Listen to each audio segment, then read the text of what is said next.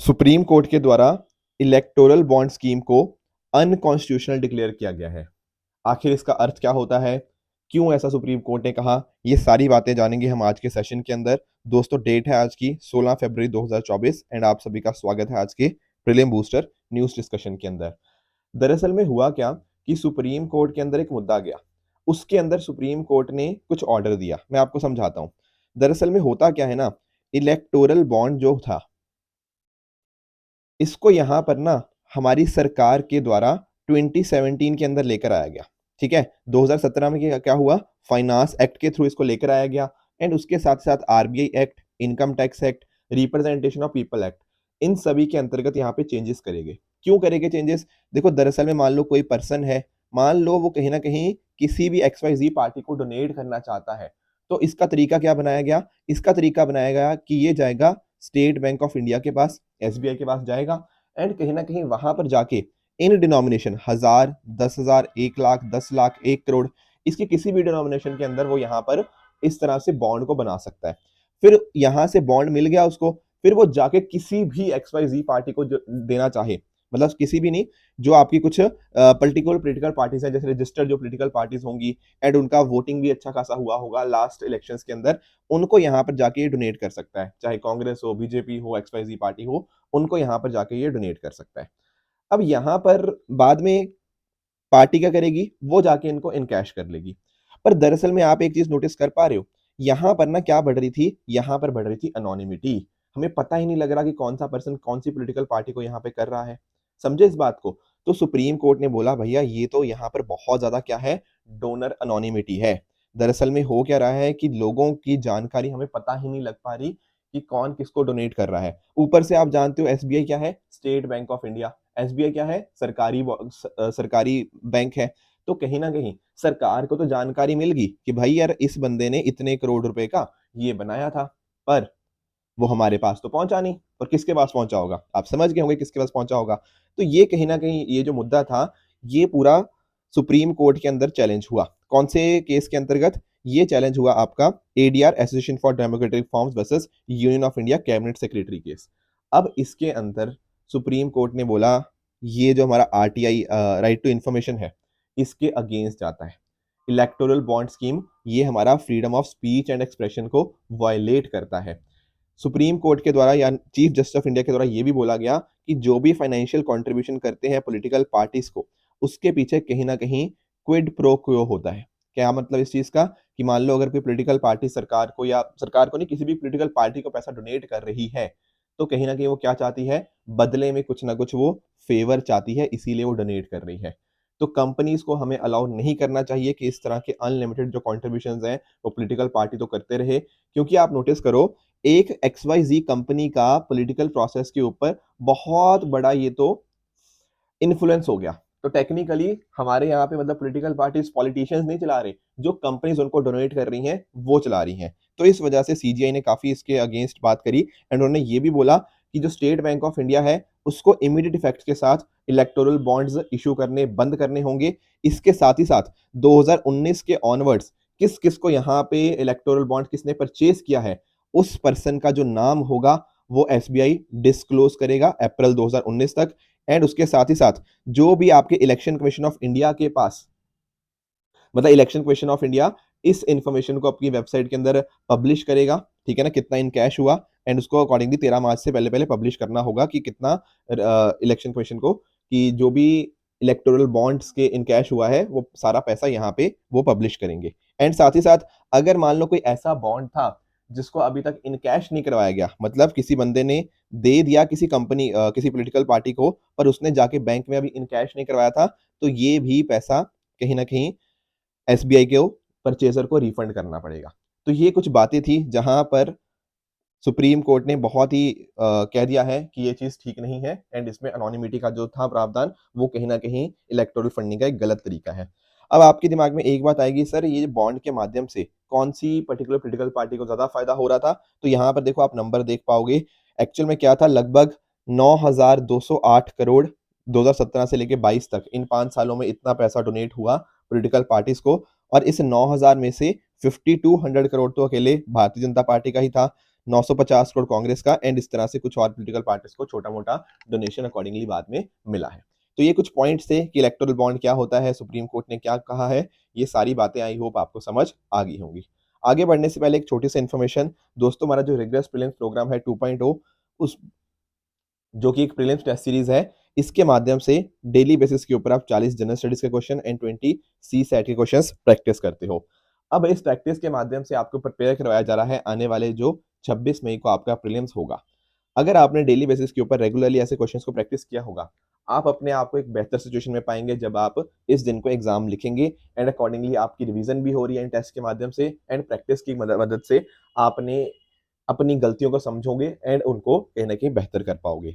दोस्तों हमारा ये जो प्रोग्राम है ये 19 फरवरी से स्टार्ट हो रहा है, डेफिनेटली आप इसको ज्वाइन कर सकते हो। इसके और भी बहुत सारे फीचर्स, जैसे फॉर एग्जांपल आपको सी सेट क्लासेस का कंप्लीट एक्सेस आपको मिल जाएगा, एंड साथ ही साथ आपको यहाँ पर डेली बेसिस पे जीएस पेपर का डिस्कशन देखने को मिलेगा, एंड साथ में ही 9 टोटल आपको उड़ान बुकलेट्स भी आपको देखने को मिल जाएंगी। दोस्तों आप इस पर्टिकुलर कोर्स को ऑनलाइन में भी एक्सेस कर सकते हैं, एंड उसके साथ साथ ऑफलाइन में आप करोल बाग, मुखर्जी नगर, पटना और लखनऊ, इन सब जगह पे भी एक्सेस कर सकते हैं। इन सभी की जो लिंक्स हैं मैंने नीचे डिस्क्रिप्शन में दे दिए हैं। नेक्स्ट चलते हैं अगले टॉपिक की तरफ, that is Alaska Alaska pox. देखो आप जानते होंगे यूएसए के बारे में, ठीक है ना, वहां पर आपको अलास्का देखने को मिल जाएगा, ठीक है, इसकी लोकेशन आप सभी जानते होंगे, रशिया इस साइड आपको देखने को मिलता है और साथ में आपको अलास्का देखने को मिल जाएगा। तो दरअसल में ना ये पूरा जो मैप है ये अलास्का का ही मैप है। यहाँ से ना एक्चुअली एक 2015 के अंदर हमें एक वायरल इन्फेक्शन आइडेंटिफाई हुआ, ठीक है, ये फेयरबैंक्स एक जगह है अलास्का के अंदर, यहाँ पर से हमें एक वायरल इन्फेक्शन देखने को मिलता है 2015 के अंदर। आज तक ना बहुत ही कम केसेस हैं इस पर्टिकुलर वायरल केसेस की वजह से, जो पॉक्स होता है उस वजह से। पर अभी क्या हुआ है, ये जो अलास्का से लिंक्ड ये जो पॉक्स है, इसकी वजह से एक पहली डेथ हमें अभी देखने को मिली है। क्या इस बात को समझ आए? तो पहली बात तो ये पता होनी चाहिए कि अलास्का पॉक्स क्या है। ये एक तरह का वायरल इन्फेक्शन है जो कि ऑर्थोपॉक्स वायरस के द्वारा कॉज किया जाता है। अब यहाँ पर ये होता कैसे है, वायरस हमारे तक कैसे पहुंचता है? देखो यहाँ पर ना ऐसा बताया जा रहा है कि चूहे की तरह जो कुछ और जानवर होते हैं छोटे छोटे, उनकी तरह ही, जिनको हम वॉल्स या श्रूज बोलते हैं, उनके साथ कांटेक्ट में आने की वजह से ये जो पर्टिकुलर आपका वायरस है ये फैलता है। इसको पहली बार डिस्कवर किया गया था अलास्का के अंदर, जैसे मैंने आपको बताया ही। पर आज के टाइम ना जो यहीं पर पास में आपको केनाई पेनिनसुला भी आपको देखने को मिल जाएगा, यहाँ पर भी केसेस इसके बढ़ते हुए देखने को मिल रहे हैं। अब होता क्या है कि मान लो अगर ये पॉक्स हो गया, उस वजह से देखो आपकी जो बॉडी होगी ना, जैसे मैं आपको एग्जांपल देता हूँ, ये देखना, यानी ये देखो, जैसे हमारी बॉडी होगी, हमारा फेस, हमारे हैंड्स, हमारे आर्म्स के ऊपर इस तरह आपको कुछ घाव देखने को मिल जाएंगे, कुछ चोट वगैरह देखने को मिल जाएगी, हमारी लिम्फ नोड्स स्वोलन हो जाएंगी, सर में दर्द होगा, थकावट होगी, ये सब आपको यहाँ पे इस तरह के सिम्टम्स आपको देखने को मिल जाते हैं। एक इंटरेस्टिंग चीज ये है कि ह्यूमन टू ह्यूमन ट्रांसमिशन की अभी कुछ एविडेंस नहीं है, यानी कि एक इंसान से दूसरे इंसान में अभी तक ये ऐसा पता है कि नहीं फैल सकता।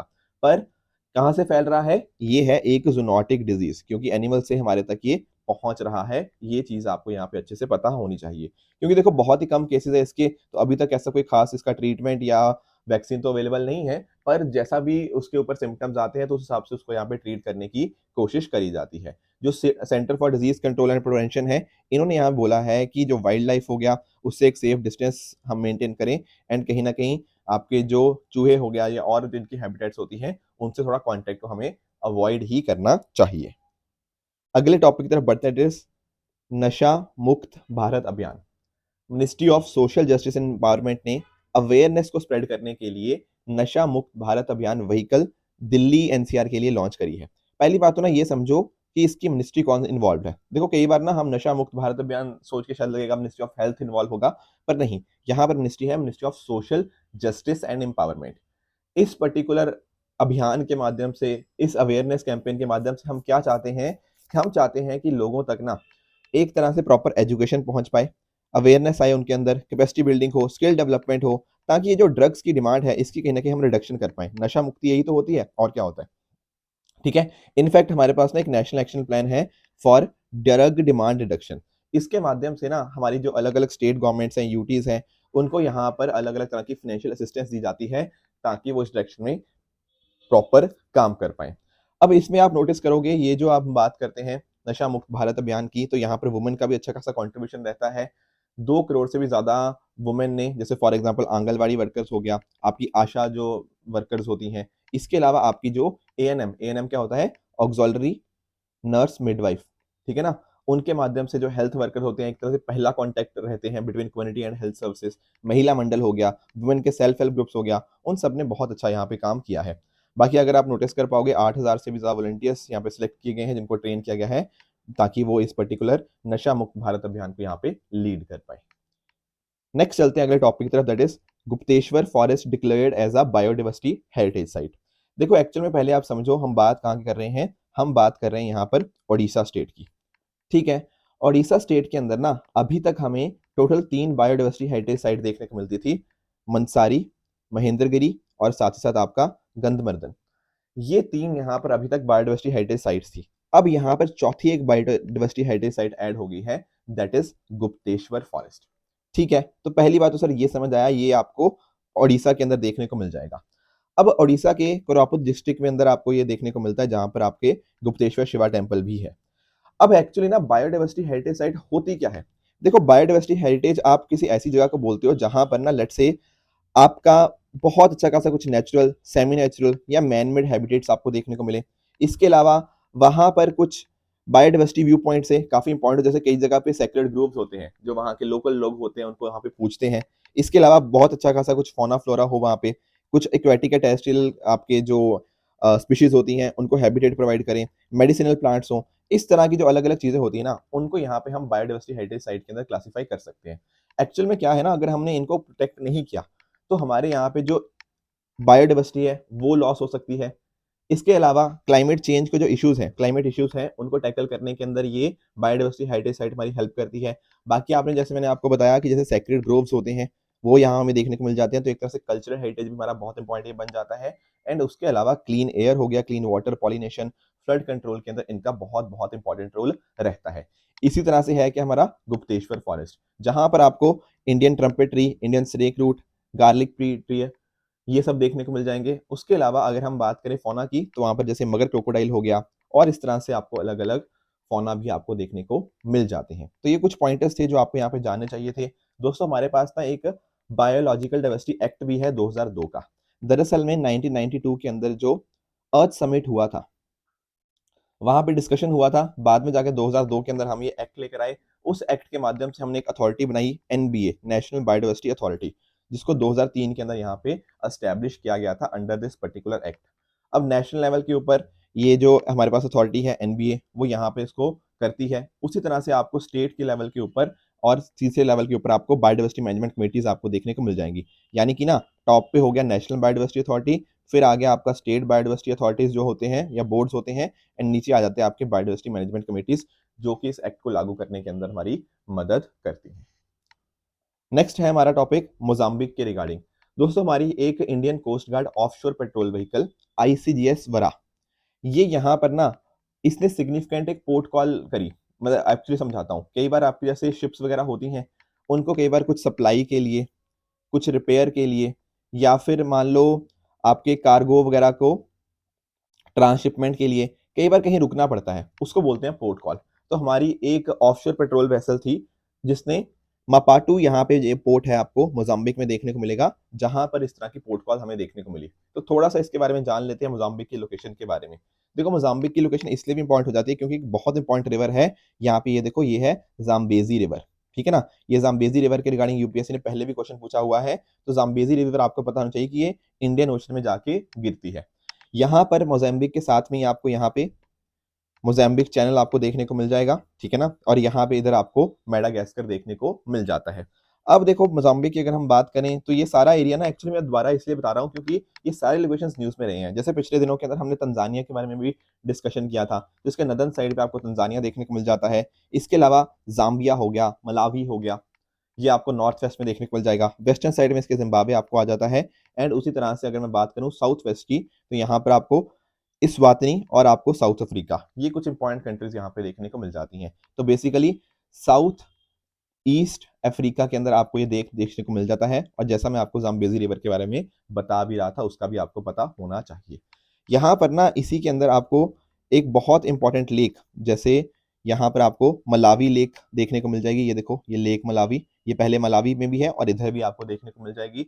और आपको यहाँ पे करीबा लेक भी आपको देखने को मिल जाती है। तो दो इंपॉर्टेंट लेक्स का भी आपको यहाँ पे नाम पता होना चाहिए। बाकी इसकी कैपिटल यही है जो मैं आपको बता रहा था, मापुटो। ठीक है, तो ये कुछ पॉइंटर्स थे जो आपको यहाँ पे इसके रिगार्ड में पता होने चाहिए थे। दोस्तों, आज की डिस्कशन के बेसिस के ऊपर कुछ मैं आपको होमवर्क दे रहा हूँ, जिनका आंसर मुझे आप नीचे कमेंट्स में बताओगे कि आपके हिसाब से इनमें से कौन सा ठीक है एंड कौन सा फॉल्स है। कल जो मैंने आपको होमवर्क दिया था उसका आंसर बता देता हूँ। जब मैं बात करता हूँ पीएम वानी की, तो मिनिस्ट्री ऑफ होम अफेयर्स नहीं, मिनिस्ट्री ऑफ कम्युनिकेशंस के अंतर्गत आपको देखने को मिल जाएगा। तो फर्स्ट आपका फॉल्स हो गया। फ्री रेडिकल्स हमने डिस्कस किया था, तो बिल्कुल ये अनस्टेबल मॉलिक्यूल्स होते हैं जो कि हमारे सेल्स को डैमेज कर सकते हैं। थर्ड, काजी नेमू की बात करें तो ये कह रहा है वेस्टर्न घाट्स के एंडेमिक है, बिल्कुल हमने असम के कॉन्टेक्स्ट में पढ़ा था। तो this statement is also the correct statement. आज का होमवर्क क्या रहेगा? देखो, एक्चुअल में ना प्रधानमंत्री जी के द्वारा वो गए थे, ठीक है ना, अबू धाबी के अंदर एक टेम्पल यहाँ पे इनॉग्रेट किया गया है। इसका एक बार आप सोच के बताना कि आपके हिसाब से इसका आंसर क्या होना चाहिए, फिर मैं कल अकॉर्डिंगली इसको डिस्कस कर लूंगा।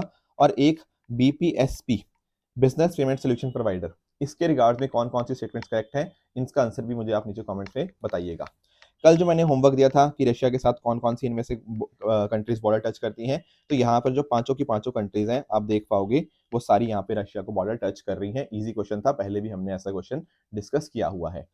दूसरा होमवर्क था आपका यूएपीए के regarding, unlawful activities prevention act के रिगार्डिंग। बहुत देखो मेजर एक लॉ बन जाता है, क्योंकि जो टेररिज्म को कंट्रोल करने के लिए हमारे पास ये बहुत इंपॉर्टेंट आपका एक एक्ट है। पहला स्टेटमेंट कह रहा है कि ये एक्ट वहां पर एप्लीकेबल नहीं है जहां पर आफ्सपा लगा हुआ हो। देखो, ऐसा कुछ नहीं है। आफ्सपा दरअसल में 1958 का हमारा एक एक्ट है, जहां पर हमारी आर्म फोर्सेस को बहुत अच्छी खासी पावर्स दी गई हैं।